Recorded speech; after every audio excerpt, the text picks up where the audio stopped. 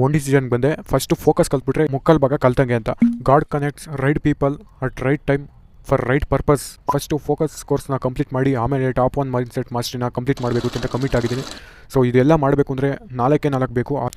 Commitment, consistency, practice, think on paper. ನೀವೇನು ಅನ್ಕೊಂತೀರೋ ಅದನ್ನು ಗಾಳಿಲಿ ಬರಿಬಾರ್ದು, ಹಾಳಲ್ಲಿ ಬರಿ ಅಂತ ಗುರುಗಳಿದ್ದಾರೆ. ಅಥವಾ ಸರ್ ಕೊಡೋ ಇನ್ಫಾರ್ಮೇಷನ್ ಮುಖ್ಯ ಅಲ್ಲ, ಅದ್ರ ಮೇಲೆ ನೀವು ವರ್ಕ್ ಮಾಡೋದು ಅಥವಾ ಅದ್ರ ಮೇಲೆ ಥಿಂಕ್ ಮಾಡೋದು, ಅದ್ರ ಮೇಲೆ ಕೆಲಸ ಮಾಡೋದಿದೆಯಲ್ಲ ಅದು ಇಂಪಾರ್ಟೆಂಟ್ ಆಗಿರೋದು. ನಾನು ನೆಗ್ಲೆಕ್ಟ್ ಮಾಡೋಕ್ಕೋಗಲ್ಲ, ನೀವು ಕೂಡ ನೆಗ್ಲೆಕ್ಟ್ ಮಾಡೋಕ್ಕೋಗ್ಬಿಡಿ. ಬೆಳಗ್ಗೆ 5 ಗಂಟೆ ಎದ್ದೇಳೋದು ಒಳ್ಳೇದು ಅಂತ ನಮಗೆ ಗೊತ್ತು, ನಿಮಗೆ ಗೊತ್ತು. ಬಟ್ ನಾನು ಇದುವರೆಗೂ 2 ವರ್ಷ ಆಯಿತು ಅಲಾರಾಮ್ ಇಕ್ಕಿ, ಒಂದು ದಿವಸನೂ ಎದ್ದಿಲ್ಲ. ಅಲಾರಾಮ್ ಆಫ್ ಮಾಡೋದು, ಮಲ್ಕೊಳೋದು, ಇಷ್ಟೇ ಮಾಡ್ತಾಯಿದ್ದೀನಿ. Knowing plus not doing is equal to not knowing. ಇವತ್ತಿಂದ ನನ್ನ ಕೆಲಸ ಏನು ಅಂತಂದರೆ, ನಮ್ಮ ಕೋಚ್ ಏನು ಹೇಳ್ತಾರೋ ಅದನ್ನು ನಾನು ಕೇಳ್ತಾ ಹೋಗಬೇಕು. ಇವತ್ತಿಂದ ನನ್ನ ಕಮಿಟ್ಮೆಂಟ್ ಏನು ಅಂತಂದರೆ, ಪ್ರತಿದಿನ 1 ಅವರ್ ಫೋಕಸ್ ಕ್ಲಾಸ್ಗೆ ಮುಡಿಪಾಗಿಡಬೇಕು. ನನಗೋಸ್ಕರ ನಾನು ಟೈಮ್ ಇನ್ವೆಸ್ಟ್ ಮಾಡಬೇಕು ವಿತೌಟ್ ಎನಿ ಡಿಸ್ಟರ್ಬ್.